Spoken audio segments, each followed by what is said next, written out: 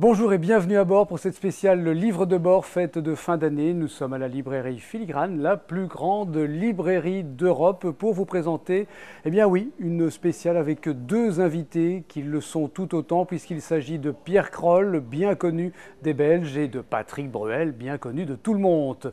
Quand est-ce qu'on mange? C'est le titre, je dirais, du rituel. Pierre Kroll, la compilation de ces meilleur ou pire dessin selon le point de vue où l'on se place, c'est-à-dire celui où on est croqué ou celui où on rit. Pierre Kroll a présenté son nouveau livre, Rue de la Loi, donc c'est juste en face du numéro 16. Le gouvernement belge, c'était bien l'endroit le plus précis et de bonne aloi pour que Niki le rencontre. Ça a été une année très gourmande pour vous puisque l'actualité a fait en sorte qu'il y a eu beaucoup de choses à dire et à dessiner surtout. Mais, comme je dis toujours, de l'actualité, il y en a toujours. Hein. Même quand on a l'impression qu'il ne se passe rien, il y a toujours quelque chose au coin de la rue. Ou alors raconter qu'il ne se passe rien peut être très drôle aussi. Je pense aux négociations belges qui ont duré toute l'année. Toute l'année qui est prise en compte ici par le livre, c'est une année de négociation. Au début du livre, il n'y a pas de gouvernement, à la fin, il n'y en a pas non plus. Mais c'est vrai quand même que 2011 a vu une succession d'événements inattendus se produire. Ben Laden, on n'y croyait plus là. Qui n'avait jamais existé, d'autres qu'on avait déjà oubliés, etc. Au moment où on nous apprend qu'on l'a trouvé et aussi vite exécuté. Les révolutions arabes étaient imprévisibles 6 mois auparavant. Elles ont quand même fait tomber déjà Moubarak, Ben Ali, Kadhafi. Toutes ces choses, évidemment, sont, si j'ose dire, du pain béni pour le caricaturiste. Il ne faut pas croire qu'on est des vautours et qu'on attend les révolutions, les morts et les guerres, certainement pas. Mais c'est vrai que, par exemple, pour un dessinateur belge comme moi, qui doit raconter une crise interminable, lorsqu'il se passe quelque chose à l'étranger, tout d'un coup, mes dessins circulent un petit peu dans d'autres journaux, on m'invite à Paris et je peux parler de quelque chose que les autres connaissent, quoi. Alors DSK, ça fait évidemment, c'est un peu du pain béni pour vous et pour les autres aussi. Ça vous a surpris quand vous avez entendu parler de cette histoire, quand ça a démarré? Oui, l'histoire est tout à fait... c'est incroyable. Tout à fait inattendue. Bon, certains journalistes français connaissaient les habitudes du personnage, moi pas. Donc déjà, on est un peu incrédule quand on apprend un truc comme ça. Et puis alors, c'est pas un événement majeur. D'ailleurs, il y a des filles, surtout parce que c'est des filles aussi, chez mon éditeur, qui trouvaient qu'on lui donnait trop d'importance dans l'album. C'est vrai qu'au nombre de morts ou comme conséquence politique, c'est pas une catastrophe. Il n'était pas encore président français lorsque c'est arrivé, heureusement. Et donc, c'est vrai que c'est au départ une affaire qui n'est pas exceptionnelle. Mais elle a ouvert tellement de débats sur le machisme français, sur la vie privée et la politique, les excès du pouvoir, etc., que finalement, à partir de quelque chose de très... simple, enfin c'est un peu la gaudriole, c'est un peu une blague de cul, quoi, aussi, disons-le. Voilà. Oui, bien sûr. On parle de beaucoup de choses à partir de ça. Quel est l'événement qui vous a fait plus sourire, ou entre guillemets, ou qui vous a plus attristé? C'est toujours difficile de répondre aux questions. Quel est le dessin que vous préférez ou celui que vous retiendriez, etc. Parce que déjà, c'est un condensé. Je produis plus que ça. Déjà, c'est un best-of, comme on dit. C'est un best-of d'une année. Alors après, encore aller isoler l'un ou l'autre dessin, il y a des catégories différentes. Il y a par exemple, c'est chaque année l'occasion pour moi de montrer les dessins qui ont été refusés. Donc, ça, il y en a beaucoup qui ont été refusés? Il n'y en a pas beaucoup. Non. Il y en avait plus l'année dernière. J'avais fait 4 pages spéciales. Ici, il y en a l'un ou l'autre que vous avez dû négocier, j'ai vu même. Il y en a un qui est passé, mais que j'ai dû un peu négocier, oui, sur le roi qui peint la Belgique, un dessin un peu osé. C'était un jour où on avait demandé le même exercice. Comment voyez-vous la Belgique à plusieurs dessinateurs étrangers. Et je les connais un peu et je me suis dit, bon, eux, ils ne vont pas y aller de main morte. J'ai pas envie que mon dessin soit trop un dessin comme j'ai l'habitude d'en faire à destination des Belges qui connaissent déjà tout ce que je fais, quoi. Mais un dessin un peu plus choc. Et comme on voit des grosses fesses et tout ça, le soir il n'était pas très chaud, j'ai dû un peu discuter. Et un autre dessin où j'ai coulé Bart de Wever comme Ben Laden, où là le soir a préféré ne pas le publier pour ne pas jeter l'huile sur le feu dans leurs relations difficiles avec la NVA. Donc ça, je ne veux pas dire que c'est mes préférés, mais c'est des dessins qui justifient peut-être d'acheter l'album, parce que ceux-là, vous les avez par définition pas vus. Oui, tout à fait, il y a quand même des inédits. Par rapport, tout à l'heure vous étiez avec Yves Le Terme, qu'est-ce qu'il dit de vos dessins? Comment il le prend, lui? Parce que vous n'êtes quand même pas trop méchant avec lui. Oh, pas trop méchant. Vous savez, c'est pas vraiment une dose. La méchanceté, je la dose pas en me disant je vais être plus dur avec un tel, moins dur avec un tel. En plus, c'est subjectif, il y a des gens plus susceptibles que d'autres. Oui, voilà. Michel Dardenne n'a jamais trouvé que j'étais méchant avec lui, et je vous assure que je ne l'ai jamais épargné, quoi. Mais bon, il est ce qu'on sait, il sait rire de lui et de tout. Yves Le Terme, je trouve que j'ai souvent été cruel, franchement, parce qu'il y a un dessin qui est vers la fin du livre, par exemple, où il y a un grand Di Rupo en Superman, et Yves Le Terme est tout petit et dit qu'il va partir à l'OCDE parce qu'il dit là-bas je serai directeur. C'est très méchant, je trouve. C'est beaucoup plus méchant qu'un dessin violent dans la forme, quoi. C'est vraiment dire que c'est un tout petit monsieur à côté d'un grand homme politique. Et je ne le pense pas, je trouve que Le Terme, on racontera son histoire autrement un jour. En tout cas, moi j'ai de la sympathie pour lui parce qu'il en a pour le Standard et moi aussi. Ah voilà, c'est déjà un point commun. En tout cas, on espère que ça va encore durer longtemps, Pierre Kroll, parce que nous, on adore. Ben, c'est gentil, merci. Moi aussi. Moi aussi j'adore, mais moi aussi je voudrais que ça dure. Et ça nous fait beaucoup rire. Et je crois que dans des circonstances comme ça, il vaut mieux rire de certaines choses que de pleurer. Voilà. Évidemment. Pour ça qu'on est là. Merci beaucoup à vous pour ce nouveau cru. Et comme au 16 rue de la Loi siège le tout nouveau gouvernement belge, eh bien Niki a eu la chance de croiser notre nouveau ministre des Affaires étrangères, Didier Reynders, qui était venu faire dédicacer son livre. Bonjour Monsieur Reynders. Bonjour. En fait, je voulais vous poser la question, qu'est-ce que vous pensez des dessins de Pierre Kroll ? Bon, de façon générale, ce sont des dessins qu'on regarde tous les matins. Et moi, quand j'ouvre les journaux, c'est un premier regard sur les caricatures. Dans plusieurs journaux, d'ailleurs, de caricaturistes différents, mais Pierre Kroll est une des références. Ça permet d'avoir une idée sur l'actualité et souvent, d'ailleurs, déjà sur le contenu du journal dans lequel son dessin est publié. Ça vous fait quoi de vous voir en dessin ? Est-ce que vous trouvez qu'il vous croque bien ?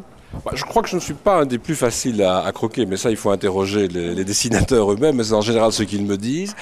Pour le reste, vous savez, pour un responsable politique, la pire des choses, ce serait de ne pas apparaître du tout dans les caricatures. Ça, c'est qu'on laisse totalement indifférent.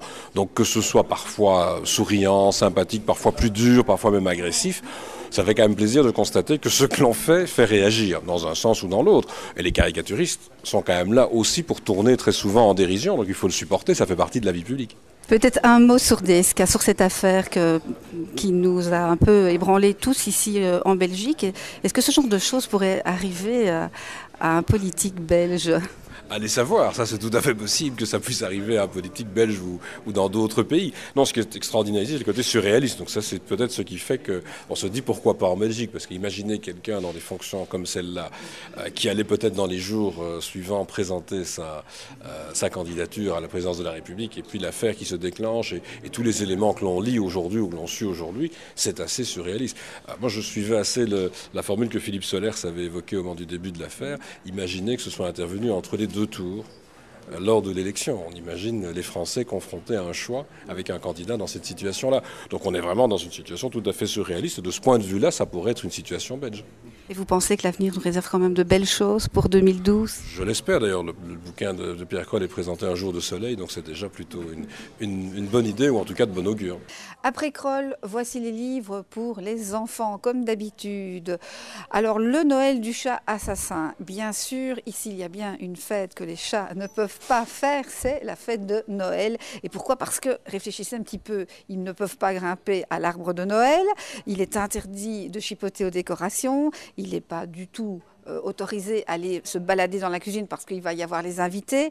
Et en plus, il paraît que tous les invités déposent leurs bagages dans tous les coins confortables du chat. C'est pour ça que les chats n'aiment pas Noël. Alors c'est un petit livre absolument extra, le Noël du chat assassin. Donc c'est paru à l'école des loisirs dans la collection Mouche et je vous conseille vivement de l'offrir, pourquoi pas, à vos enfants qui vont vraiment découvrir cette histoire absolument succulente. On continue avec la fiancée du fantôme. Eh bien, est-ce vraiment une bonne idée de quitter Londres pour aller s'installer en Écosse ? Eh bien, on ne sait pas trop. Et c'est ce qui va arriver à ce petit garçon qu'il va quand même décider d'aller vivre dans ce château. Une histoire de fantôme comme vos enfants les ont. C'est dans la collection Mouche de l'école des loisirs. Un livre, bien sûr, parce que c'est l'heure des histoires, c'est Quentin Blake avec le violon d'Yvon. Alors Yvon, le violon d'Yvon, c'est l'histoire magnifique d'un petit garçon. Lorsqu'il joue du violon, il y a les choses les plus extraordinaires qui vont se passer. Et c'est bien sûr les poissons qui volent, les arbres qui donnent des gâteaux au lieu des pommes et les vaches qui dansent. C'est dans la collection L'heure des histoires. Et c'est aussi soit les parents, soit les enfants qui lisent ce petit livre absolument délicieux. Toujours dans l'heure des histoires de Robert Barry, Le sapin de Monsieur Jacobi. Alors le sapin de M. Jacobi, il est apporté à domicile par un coursier et il est encore beaucoup plus grand que ce qu'il ne pensait. Il a des branchages aussi drus. M. Jacobi n'a jamais vu ça. Et il va décider donc de décorer ce superbe sapin. C'est dans la collection bien sûr Gallimard Jeunesse et c'est bien entendu dans l'heure des histoires.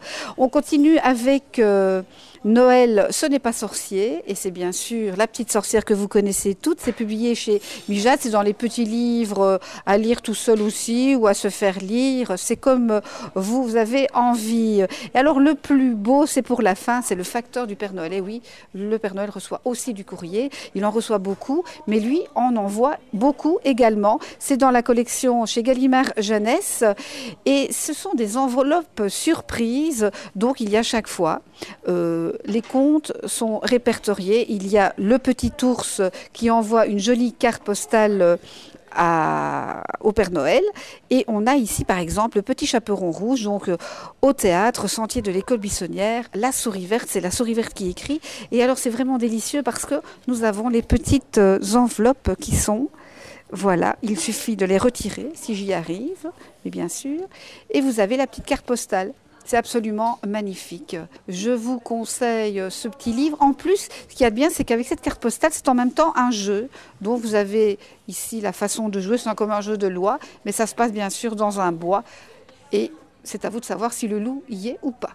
Donc c'est vraiment mon coup de cœur, ce petit livre édité donc chez Gallimard Jeunesse, Le facteur du Père Noël, et toutes ces petites enveloppes, toutes ces petites lettres qui sont absolument adorables. Patrick Bruel, et oui, dans cette émission Livre de bord, pourquoi? Vous en avez sûrement entendu parler, il vient de publier chez Plomb Conversation avec Claude Askolovitch, un journaliste avec qui il s'est entretenu pendant des jours et des jours pour pondre ce livre de conversation.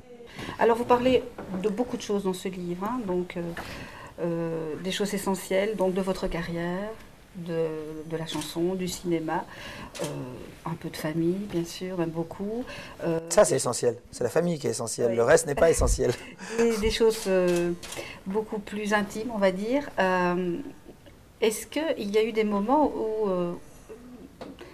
vous avez paniqué à l'idée vous ne saviez pas du tout les questions qu'il allait vous poser? Non, aucune question ne me fait peur et aucune réponse ne m'effraie. C'est de voir écrit certaines choses qui par la suite pouvaient me dire non, là ça a été trop loin, ou là tiens finalement je veux bien le dire mais pas le voir écrit. Voilà, ça a été ça et c'était le cahier des charges de départ, j'avais ce droit-là et c'était bien, j'en ai usé. C'est la première fois que... C'est la première fois qu'un livre sort avec ma participation. Oui. D'habitude, il y a eu deux tentatives très médiocres par le passé, où les gens n'avaient pas pris la peine de faire même quoi que ce soit. Ils avaient juste repris les interviews.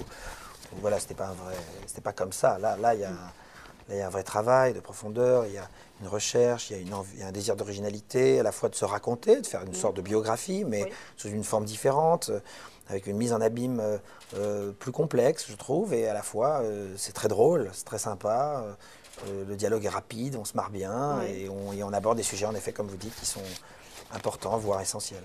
Oui, surtout quand, à un moment donné, vous dites « je t'emmerde » parce qu'il vous pose une question par rapport... Non, parce qu'il arrête pas de me parler de l'âge. C'est lui qui en parle sans arrêt. Au bout d'un moment, mais il a un problème qu'il a à régler, lui, pas moi. Donc, mais c'est amusant. Oui.